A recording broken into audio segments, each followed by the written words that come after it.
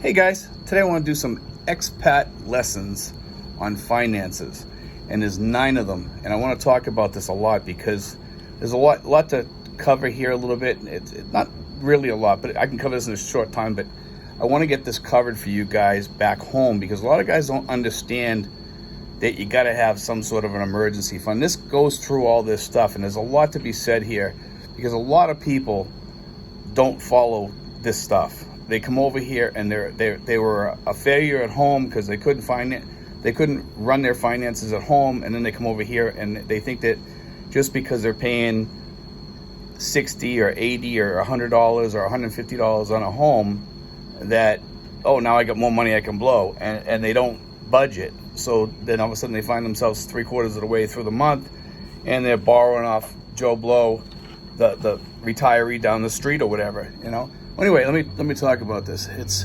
number 1 is must have an emergency fund. That's the big one. Enough for 6 months of expenses for your current lifestyle. Your current lifestyle. Now that's the key, because at least if you have to fall back on that emergency fund for a while, you can always pull back more and make it maybe last for a year or what have you, because everybody can cut back a little bit, both on food or what have you. There's all kinds of ways you can cut back on your air conditioning, your fans. You go out to the mall during the day and shut off your air conditioning, and then that's a good thing. I go to the mall sometimes to go walking. I go there to exercise. I go to do, I try to do 10,000 steps if I can. I try to, if it depends on my back, if it'll let me or not. Number 2, save money, and money will save you. That's a great one right there. Don't save what is left after spending. Only spend what is left after saving. That's a great statement right there. It's a very, very smart statement for a lot of us, because a lot of us just go out and we blow money. What I do is I take a portion of my money and I say, okay, I'm going to save this amount here, and I save that first, and then I don't touch it unless I absolutely have to. Number 3, best to have 0 debt. If you can't pay in cash, you can't afford it. Nothing beats peace of mind. Having no debt, man, makes you feel good when you have no debt. I myself have very little debt. I just don't run up, I don't make my budget 20% debt, or even 10% debt. You should not do that. That's the worst thing you can do. If anything, you should have it down to 0 and just have it that way. That's the best way to have it, because then you have all that extra money in your pocket that's not going out to credit cards or personal loans or what have you. Okay, so that's a huge one right there. Number 4, avoid unnecessary spendings. Forget sale price. Everything is 100% off when you don't buy it. And it says don't waste your money on things that you don't need, even if they are cheap. Every peso counts. A lot, I'm going to tell you something about a sale. When I get over here, they always had these fans on sale, and you charge them, and they last like about 2 or 3 hours on each charge or what have you. And they're always on sale, like at Ace Hardware. They got them at SM stores. They got them at almost every store sells them, and they're the same type of fan. And it always says 40% off, and I'm like, that's a great deal. Otherwise it'd be $20 for the fan or what have you, And then it's been on sale now for 7 years. It's only $5.99. Most sales really are not sales in the Philippines. Sometimes they have legit sales, but most of the time they mark things up and then they mark them down. So you're paying the same price as what they want to sell for anyway. Just keep that in mind. Go out and look at fans sometime. You'll see those fans that I'm talking about. It says 40% off all the time. Every time I go somewhere, they're 40% off. When you walk into SM, when you walk into Ace, same fans, $5.99. Number 5, learn to budget. It is telling your money where to go instead of wondering where it went. I'm a big budgeter. My budget is on my whiteboard, and I've talked to you guys about the whiteboard before.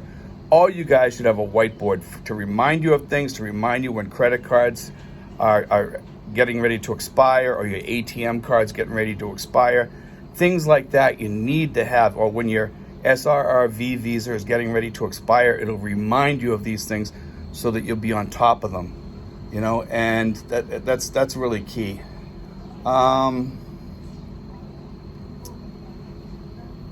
Let's see, number 6, if we buy things that we don't need, we will have to sell things that we need.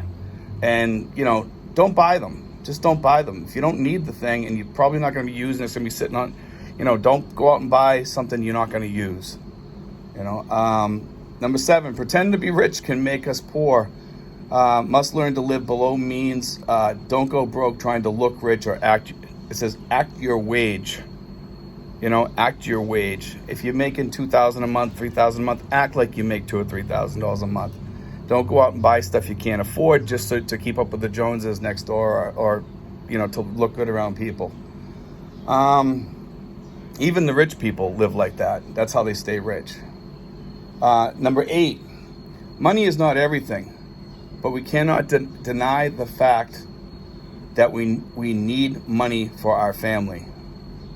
Let's see. Number 9, always have a backup plan for life's uncertainties. Start having your personal life insurance with investment. Now, whether that be in a bank account, I recommend having a lot of money in like a bank account. Okay, and I recommend this because it's like another emergency fund. You shouldn't just have your emergency fund. You should have something that comes before that, so that when you run through that money, then you're hitting your emergency fund. You should have like an emergency fund before your emergency fund. You should always be saving. Just because you're retired doesn't mean you don't save anymore. Because when you hit your 70s, you're going to be getting sick. You're going to be getting ill. It's just the way life is. You might have a heart attack. You might have a stroke or something like that. You might have to pay some of the bills that the insurance doesn't pay. Or if you self-insure, you might have to pay the whole bill. So guys, be vigilant with this. Write your budget on that whiteboard. Get a nice whiteboard. Write all your expenses on there and see what you can cut. If you can cut back on your AC or something like that when you go out to the mall, shut it off. If it's not that hot at night, shut it off. Or turn the temperature, instead of being on 25 Celsius, put it on 27 or 28 at night, because you really, really don't need it, at night that much. It gets down to like 26 or 27 at night sometimes where we live. So why have your air conditioner running? It's plenty cool outside. Maybe it's a little bit sticky or humid, but most of us can deal with that. I can, and guys, always stick to your budget once you start it. That it's really key, guys, that you guys, this is one thing I really wanted to cover today also, was the emergency fund. You got to figure out what you need for an emergency fund. What's good for you? Some of you guys might want to have an emergency fund to get back home. So you might need to have like $5,000-$10,000 extra than the usual $10,000 or $20,000 that I would recommend. I would actually recommend to people nowadays, just because of the way expenses are going up, is have $40,000 to $50,000 sitting around in your emergency fund, and have like a $10,000 to $20,000 buffer account where you can dip into that for small emergencies. Maybe something's come up, your roof leaked, or there was typhoon, it blew putty of your roof off and destroyed some of your stuff.